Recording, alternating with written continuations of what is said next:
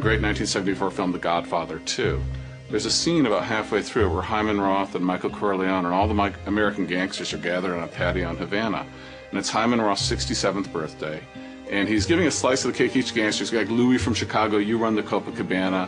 Frankie, you get the prostitutes. He's dividing up the island among all the American gangsters. And appropriately enough, the birthday cake has the outline of Cuba on it, so he's giving him a slice of Cuba. And while Hyman Roth is doing this, he says, isn't it great to be in a country with a government that respects private enterprise? And that's how media policies have been done in the United States for the past 50 years. And it's increasing in the last 20 years. Extraordinarily powerful lobbyists duke it out behind closed doors for the biggest slice of the cake. The public knows nothing about it. It doesn't participate. And that's the problem we face.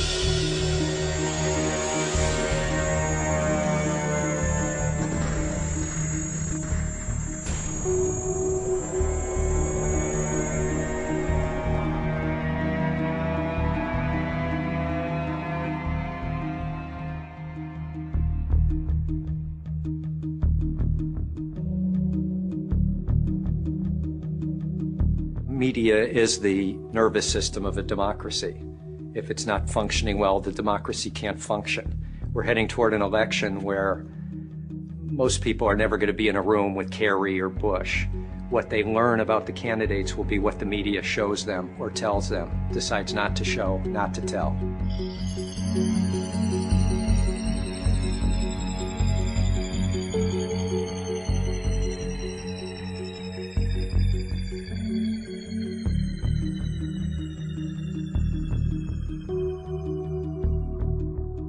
People are faced with critical choices about the future of the country when they go into the voting booth. And I go in, and I have been, through the course of a campaign cycle, subject to false, distorted, caricaturing, and I may not even know where it's coming from because often there's an echo effect off places like cable and like radio, and those wrong pieces of information are repeated and repeated. By the time it reaches me, I don't even know what the source was. This is the environment we're living in, and it's fundamentally undermining democracy, which is based on knowing some good and solid information so I can make an informed choice.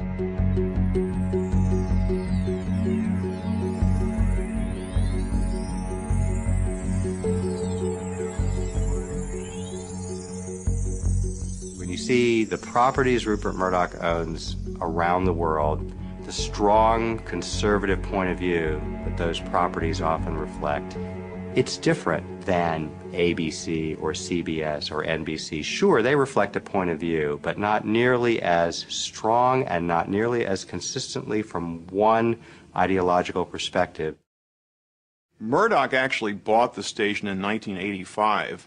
And actually left us alone for at least the first 3 years of his ownership, partly because we were so successful and prosperous that there was no reason to monkey with us. At WTTG, our success insulated us to a certain degree. And it was kind of like being in an office and seeing people come down with the flu around you. We knew the flu eventually might reach us, but we were hoping if we took enough vitamins that we'd never catch the flu. It was clear during those years that Murdoch, who had absolutely adored Ronald Reagan, adored him, had a lot of admiration for the group of Republicans that controlled Congress and certainly on Capitol Hill. We received an order from one of Murdoch's apparatchiks, if you will, that we should cut away from our newscast and start carrying a fawning tribute to Ronald Reagan that was airing at the Republican convention. We were stunned because up until that point we were allowed to do legitimate news, and suddenly we were ordered from the top to carry propaganda, carry Republican right-wing propaganda. There was a cultural underpinning to what Murdoch wanted. Race issues, AIDS.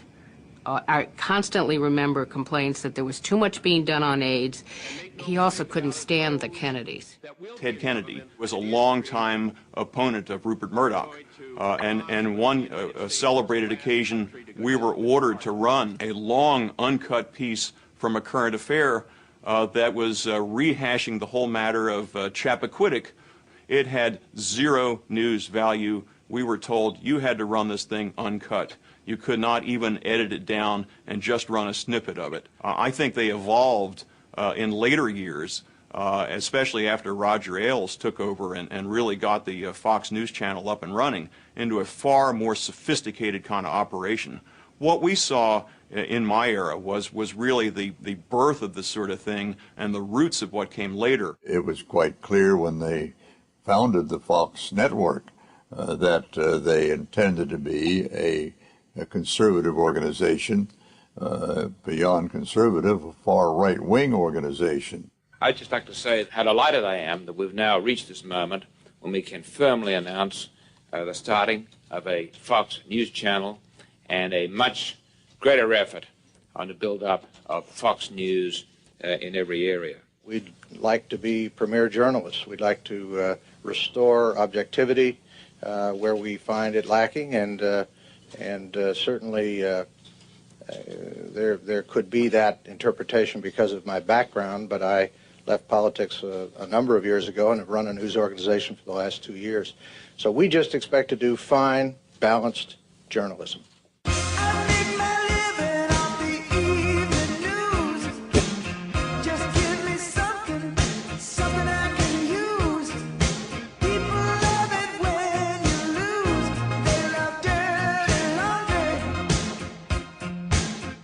I was a Fox employee for 3 years. I worked in news. On air or behind the camera? I'd rather not answer that. I think I'd rather keep myself anonymous. You'll disguise my voice.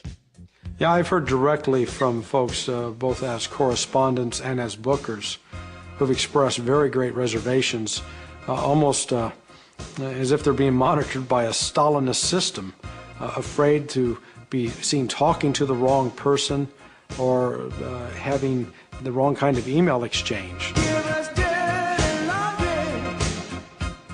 You're either one of us or one of them. And in leaving Fox News, for example, there were a number of people at the organization, the head of the organization, tried to ruin my career simply because I was leaving, because I didn't leave on their terms, because I refused to sign a confidentiality agreement. That was another reason for them to try to keep me from getting my next job.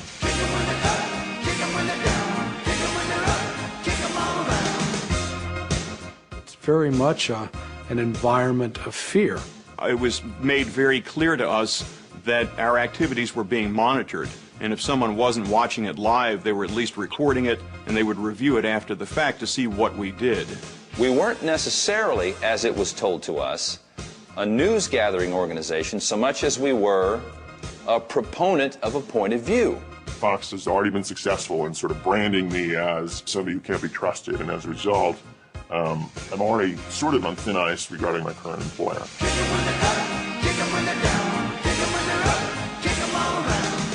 I'd been warned by people. There were a number of people who pulled me inside and said, look, you know, I don't know. I mean, I know that you want to work and I know that you need a job, but you might want to think twice about taking this job because really it is a very conservative news network. Now that I've learned comedy writing at Fox News Channel, I guess I should be doing stand-up in the clubs. I think that if you don't go along with the mindset of the hierarchy in New York, if you challenge them on their attitudes about things, your history. I suspect your research has discovered the memoranda that were written by John Moody and by Roger in terms of setting the tone for the day. The message of the day is a very political device. Let's spend a good deal of time on the battle over judicial nominations, which the President will address this morning. Nominees who both sides admit are qualified are being held up because of their possible, not demonstrated, views on one issue, abortion. This should be a trademark issue for FNC today and in the days to come. There was nothing covert about the way the managing editors in New York or Washington operated. They made it perfectly clear what they expected from us. The so-called 9/11 Commission has already been meeting. This is not what did he know and when did he know it stuff. Do not turn this into Watergate. Every morning there was a detailed list of subjects to talk about, not talk about. Kerry's speech on the economy at Georgetown is likely to move onto the topic of Iraq. We should take the beginning of the Kerry speech and see if other news at the time is more compelling.